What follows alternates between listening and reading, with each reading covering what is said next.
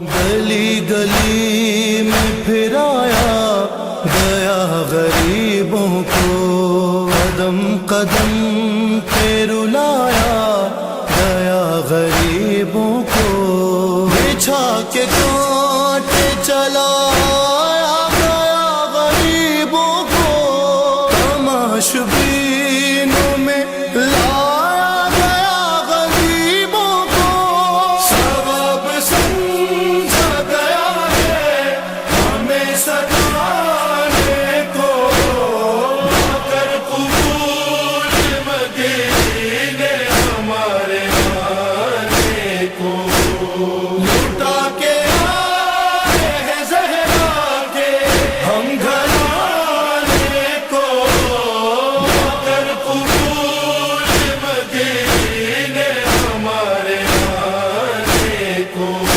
Syria میں پہلی مجلس، باقاعدہ مجلس، وہ تو اہل بیت تو ہر لمحے رو رہے تھے، لیکن باقاعدہ اہتمام کر کے زینب نے بپا کی، یزید سے شرط لگائی نا، پہلی کربلا میں پہلی باقاعدہ مجلس، ماں تو کربلا میں جس وقت سکینہ کے کولے لگ رہے تھے تب بھی وہ یا حسین کہہ رہی تھی، لیکن جو باقاعدہ مجلس ہوتی، صفحہ بچھا کے گھر والے بیٹھے، وہ 40 کے دن زینب لٹے قافلے کو لے کے آئی، 3 دن ہوئے، اور مدینہ منورہ کی پہلی مجلس کے لیے زینب مدینہ پہنچ رہی،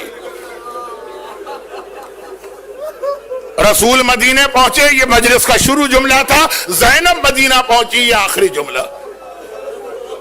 ایک بار کربلا سے 3 دن کے بعد یہ قافلہ چلا اور شہر مدینہ کی دیواریں نظر آئیں، ام کلثوم کی زبان پہ بے اختیار فریاد آ گئی، مدینہ تو جدنا لا تقبلینا، نانا کے مدینہ اب ہمیں قبول نہ کرنا، ہم تیرے اندر آنے کے قابل نہ رہے۔ کلثوم تو فریاد کر رہی ہے اور زینب جلال کی عالم میں سجاد سے مخاطب ہوتی ہیں، سجاد اب زینب شہر مدینہ میں نہیں جائے گی، ساری زندگی شہر کے باہر یہیں بیٹھ کر مجاور بن کے گزاروں گی۔ آج بھی مدینے میں وہ جگہ ہے، اگرچہ مدینہ بہت بڑھ گیا۔ سجاد امام ہے، سجاد امام وقت ہے، سجاد امام زمانہ، ہر ایک کو حکم دے سکتا ہے اور دیتا ہے۔ زینب کبریٰ کو کبھی کوئی حکم نہیں دیتے، زینب نے جو کہا امامت سر جھکا کے زینب کی خواہش پورا کرتی ہے۔ شام سے قافلہ چلا تھا، زینب نے کہا سجاد پہلے زندان شام میں اونٹ جائیں گے، سجاد نے اونٹوں کا رخ پھیر دیا۔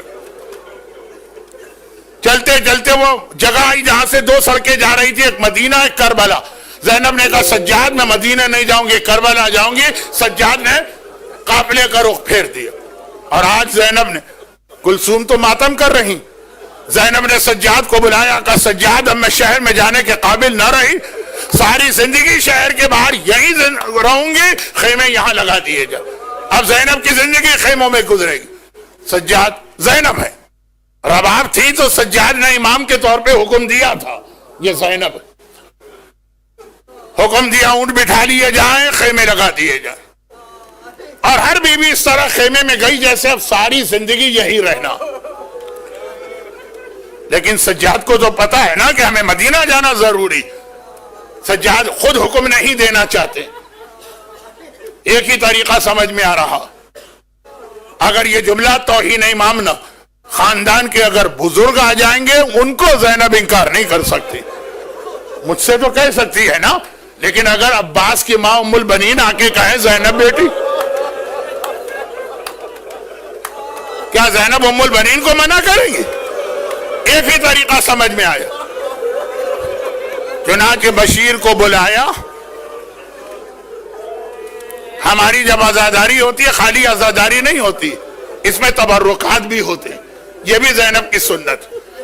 شام میں جب آزادی مانگی تو شرط لگائی پہلے تبرکات دیے جائیں، تبرکات لے کے اس کے سائے میں عزاداری کی نا۔ آج مدینے میں بھی زینب تبرکات لے کے آئی، چنانچہ سجاد نے بشیر کو بلایا، کہا یہ علم لے کے محلہ بنی ہاشم چلا جا، اور صرف اتنا اعلان کر دے حسین کا قافلہ آ گیا، کوئی اور بات نہ کہنا، صرف اتنا کہہ دے محلہ بنی ہاشم۔ اب وہ علم لے کے چلا محلہ بنی ہاشم، شہر کے بالکل بیچ میں. وہاں تک جانے کے لیے پورے شہر کو کراس کرنا ہے، پرانے زمانے کے چھوٹے شہر. خود کہتا ہے میں علم لے کے جا رہا ہوں، اعلان کرتا جا رہا ہوں، مدینے والوں حسینی قافلہ آ گیا. ایک جگہ پہ کچھ نوجوان کھڑے باتیں کر رہے تھے، رک گئے، میرے اعلان کو سنا اور پھر ایک دوسرے سے کہنے لگے جلدی چلو، ہمارا دوست علی اکبر بھی واپس آ گیا. مجھے تو آقا نے منع کیا تھا کچھ نہیں کہنا.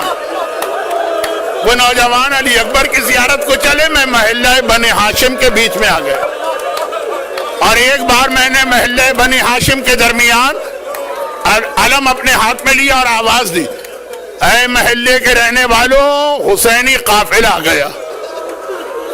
کہتا ہے جیسے یہ جملہ میں نے کہا، ایک حجرے کا دروازہ فوراً کھلا، ایک ننھی سی بچی پورے حجاب کے ساتھ، ایسا لگ رہا ہے وہ ہر وقت دروازے پر ہی بیٹھی رہتی ہے.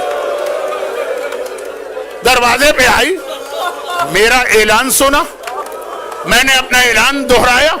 جیسے اس نے دوبارہ اعلان سنا، گھر کے اندر منہ کر کے کہنے لگی، چچا محمد حنفیہ ذرا جلدی سے مجھے لے چلے، میرا بابا آ گیا. میرا بابا آ گیا ہے. میں سمجھ گیا یہ حسین کی یتیمہ صغرا. میں تیسری مرتبہ اعلان کر رہا ہوں، مجھے لگا کوئی میرے گھٹنے کو پکڑ کے ہلا رہا. میں نے جھک کے دیکھا ایک بچہ کھڑا ہوا میرا گھٹنا ہلا رہا. میں نے کہا بیٹا کیا بات؟ کہا ایک بات تو بتا، میرے بابا کا علم تیرے ہاتھ میں کیسے آ گیا؟ میرا بابا ہے کہا کہ اس کا علم تیرے ہاتھ میں آ گیا.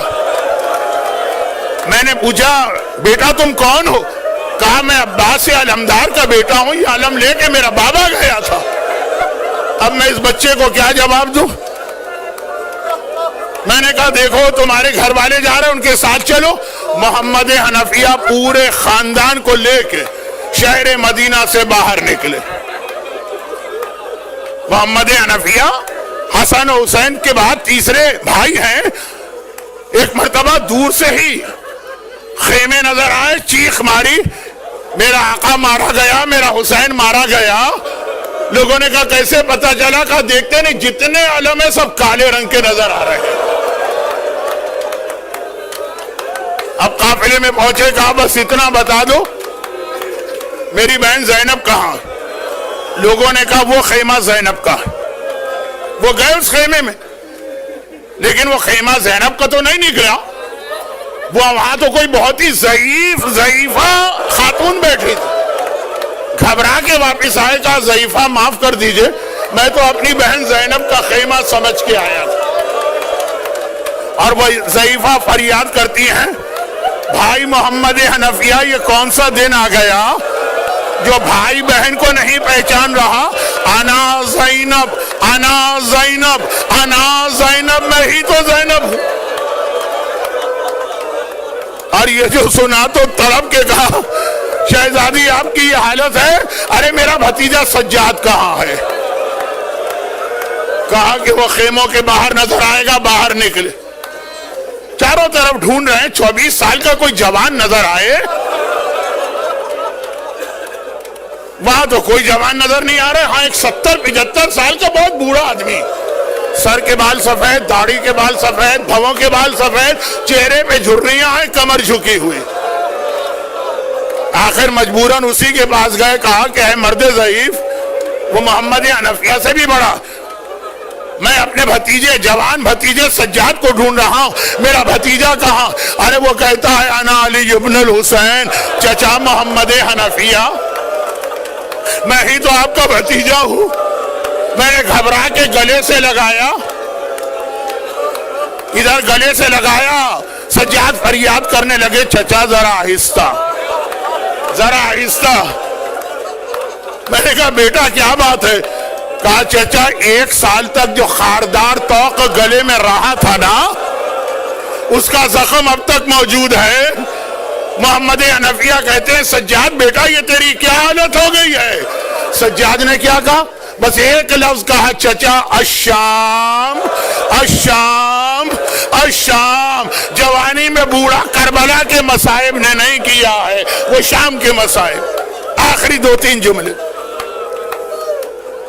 زینب نے ایک عجیب منظر دیکھا، خاندان کی ساری بزرگ خواتین آئیں، نانی ام سلمہ ہیں، پھوپھی ام ہانی ہیں، ماں ام البنین ہیں، ساری خواتین آئی ہیں، صغرا بھی آئی ہے۔ اب باقی عورتیں تو آگے زینب کو پرسا بھی دے رہی، اب باتیں بھی کر رہی ہیں، صغرا نہ کہیں رک رہی ہے نہ کسی سے بات کر رہی۔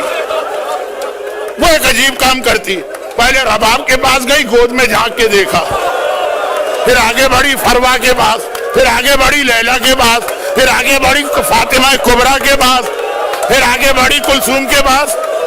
زینب نے کہا صغرا بیٹی یہ کیا کر رہی ہے؟ ہر ایک کی گود میں جھانک کے کیا دیکھ رہی ہے؟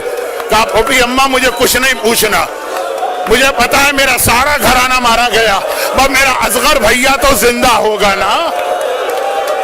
اصغر کا کلیجے سے لگا کے ایک مرتبہ، آئے زینب کیسے بتائے صغرا تیرا اصغر تو بابا کی گردن میں 3 بھال کے تیر سے شہید ہوا۔ اور ادھر ام ہانی پھوپھی، ام سلمہ نانی، ام البنین ماں، زینب بیٹی شہر سے باہر نہیں، تمہیں ہمارے ساتھ محلہ بنی ہاشم چل۔ اب زینب کچھ نہ بولی۔